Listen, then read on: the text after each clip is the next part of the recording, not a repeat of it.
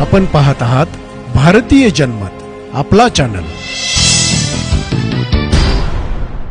बार्शी नगरपालिकेत अजब कारभार पाहायला मिळतोय। बार्शी शहरातील बारगुळे प्लॉट इथल्या नागरिकांच्या समस्या काही केल्या सुटत नाहीयेत। गेल्या 3-4 महिन्यापूर्वी तिथं पाण्याची पाईपलाईन टाकण्यासाठी रस्ता खणला होता, पण अजून त्याचं काम पूर्ण झालेलं नाही। त्यामुळे त्या परिसरात पावसाळ्यामध्ये सगळीकडे पाण्याचा साठा होतोय। तिथल्या नागरिकांना चांगल्या प्रतीचे रस्ते देखील नाहीयेत, त्यांना पिण्यासाठी पाण्याची व्यवस्थित सोय नाही, तसंच त्या भागात गटारे देखील बांधलेल्या नाहीयेत।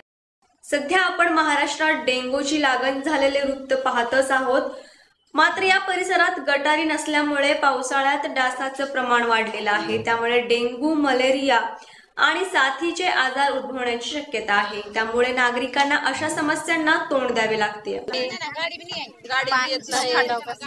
नगरपालिकेची तर माणसं येत बी नाहीत, काहीच नाही आम्हाला।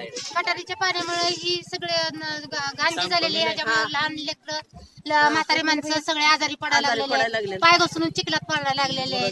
मग ह्याची म्युन्सिपाल्टीने आतापर्यंत जी सुविधा आम्हाला पोच करतो म्हणलेल्या ती कुठल्याही पद्धतीने आम्हाला इथं पोच झालेली नाही, आणि ह्याच्यामुळे आम्हाला जायला अडथळा निर्माण व्हायला लागलेला आहे। तर ही आमची सुविधा ह्यांनी पूर्ण करावी। म्युन्सिपाल्टी प्रत्येक वर्षी भरतो, पण आमच्या इकडं आतापर्यंत कुठलीही सुविधा झालेली नाहीये।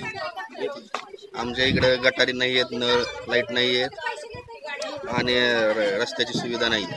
रोज तुम्हाला अशा घाण पाण्यात राहावं लागतं? हो, रोज आम्हाला असल्या घाण पाण्यात राहावं लागतं अस्वच्छतेमुळे। बार्शी शहरात महाराष्ट्र सुजल निर्मल योजनेअंतर्गत पाईपलाईनची बऱ्याच ठिकाणी कामं चालू आहेत, पण त्या पाईपलाईनमुळे जे खड्डे निर्माण होतात ते दुरुस्त करण्यासाठी मूळ एस्टिमेटमध्ये तरतूद नसल्यामुळे ते करता आले नाही। रिवाईज नगरपालिकेनं मंजुरी दिलेली आहे, सदर जो ठराव आहे तो रद्द करण्यासाठी जिल्हाधिकारी कार्यालयाकडं सुनावणी चालू आहे। त्याच्यामुळे त्याच्यावर निर्णय घेता येत नाही, आणि ज्या भागात इतर ठिकाणी खड्डे पडलेले आहेत पाईपलाईन व्यतिरिक्त ती बुजवायचं काम प्रायोगिक तत्त्वावर किंवा मोठ्या प्रमाणावर आपण गुरुवारपासून हाती घेत आहोत। स्वच्छता आणि गटारी संदर्भात स्वच्छतेसुद्धा आपण मागे एक निविदा होती, तत्कालीन प्रोबेशनरी आय ऑफिसर त्यांनी ती निविदा रद्द केली होती। नव्यानं निविदा काढून आता 25 घंटागाड्याद्वारे घरोघरी ओला सुका वेगळा कचरा गोळण्याचं नियोजन केलेलं आहे। त्याप्रमाणे प्रत्येक घराचं प्रत्यक्ष जाऊन ओला सुका कचरा गोळा करण्याचं कामकाज सुरू करण्यात आलं आहे।